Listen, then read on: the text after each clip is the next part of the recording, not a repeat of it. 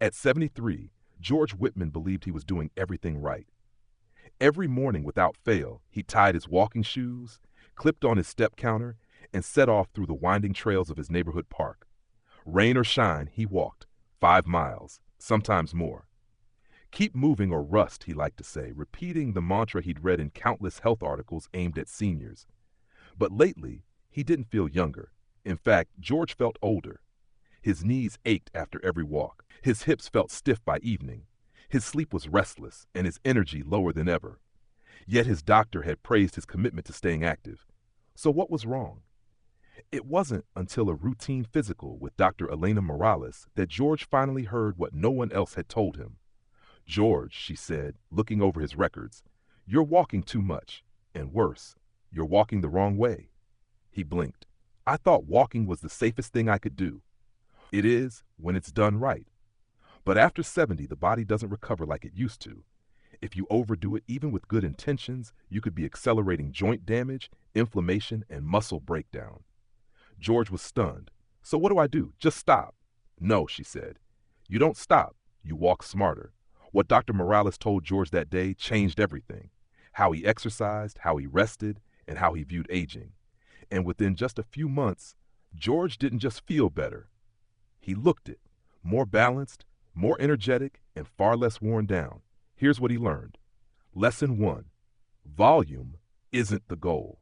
Quality is. For years, George had focused on hitting 10,000 steps a day. He'd read the number in countless articles and believed more was always better. But what Dr. Morales explained turned that belief upside down.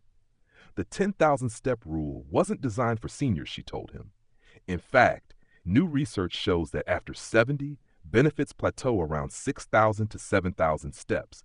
And beyond that, overuse injuries become more common. Too much walking, especially on hard surfaces or without recovery days, can lead to joint wear, foot pain, chronic inflammation, and even cortisol elevation, the stress hormone that contributes to fatigue and aging. George had unknowingly been stressing his body daily with no chance to rebuild. So he cut back. Instead of pushing for 5 or 6 miles daily, he scaled down to 3 or 4 miles, 5 days a week. On the other days, he focused on rest, stretching, or gentle balance exercises. Within weeks, his knees stopped throbbing. He started sleeping better. He no longer needed to ice his ankles at night. Lesson 2. Posture and form matter more than distance. George had never thought about how he walked. He just walked. But as Dr. Morales pointed out, posture and gait become increasingly important with age. Poor walking form, like leaning forward, dragging feet, or locking knees, can put stress on joints and accelerate muscle imbalances. "Your muscles are like a house's foundation," she told him. "If they're uneven, everything above them suffers." She referred George to a physical therapist who filmed his walking style and identified several issues. He leaned too far forward, he didn't engage his glutes, and his right foot turned out slightly, causing knee strain. With simple corrections, keeping his chest upright, shortening his stride slightly, and activating his core, George began walking with less strain and more balance. His foot pain lessened. His stride felt smoother. He realized he had spent years walking against his body without knowing it. Lesson 3. Mix walking with strength and stability.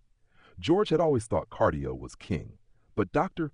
Morales explained that after 70, strength becomes far more important than many seniors realize. Muscle loss accelerates after 60, she said, and walking alone doesn't build enough strength to prevent falls or maintain balance. George began incorporating simple strength moves twice a week: chair squats, calf raises, and light dumbbell exercises for his arms and shoulders. He added balance drills like standing on one foot and heel-to-toe walking. He was surprised how quickly his body responded. His legs felt stronger. Getting out of chairs was easier. More importantly, his walks became better. With stronger muscles, his gait improved, and he didn't tire as quickly. Walking had become part of a larger strategy, not just something he did on autopilot. Lesson 4. Terrain and shoes make a big difference. For years, George had walked the same neighborhood trail, paved, flat, predictable, but that sameness wasn't helping him anymore. Dr. Morales suggested mixing up the surfaces and challenging different muscles. Walking on grass, trails, or gravel improves proprioception, your sense of body position, and engages stabilizing muscles. Even small slopes and uneven terrain help improve coordination and leg strength. George started taking different routes, sometimes the grassy edge of the park, sometimes the sandy path near the lake. He also upgraded his walking shoes, choosing a pair with better arch support and shock absorption.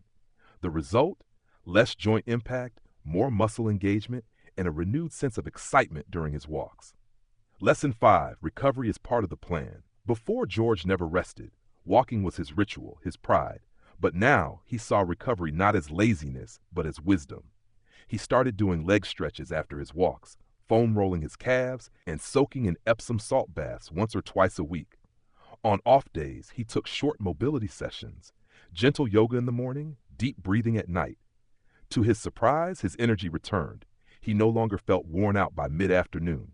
The soreness in his hips disappeared. He felt not just active, but restored. 3 months after his visit to Dr. Morales, George felt like a different man. He still walked nearly every day, but smarter. Some days shorter, some days longer, but always with intention. He focused on posture, strength, terrain, and recovery. He no longer chased step counts. He chased function. His wife, June, noticed first. "You're not limping anymore," she said one morning. He smiled. "That's because I finally stopped walking like I was 40. Now, when George sees other seniors at the park speed walking in a rush to nowhere, he's tempted to say something. Most wouldn't want to hear it. But he knows what he knows, that sometimes, in our quest to stay young, we do the very things that age us faster.